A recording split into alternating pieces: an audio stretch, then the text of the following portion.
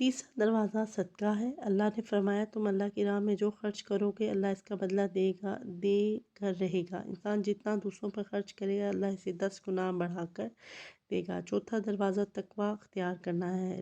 جو لوگ گناہوں سے دور رہتے ہیں اللہ اس کے لیے آسمان سے رزق کے دروازے کھول دیتا ہے۔ پانچواں دروازہ کثرت نفلی عبادت ہے۔ جو لوگ زیادہ سے زیادہ نفلی عبادت کرتے ہیں اللہ ان پر تنگ دستی کے دروازے بند کر دیتے ہیں۔ اللہ کہتا ہے اگر تو عبادت میں کثرت نہیں کرے گا میں تجھے دنیا کے کاموں میں الجھا دوں گا۔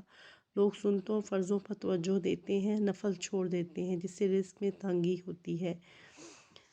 چھٹا دروازہ حج عمرے کی کثرت کرنا۔ حدیث میں آتا ہے حج عمرہ گناہوں اور تنگ دستی کو اس طرح دور کرتے ہیں جس طرح آگ کی بھٹی سونے چاندی کی میل کو دور کرتی ہے۔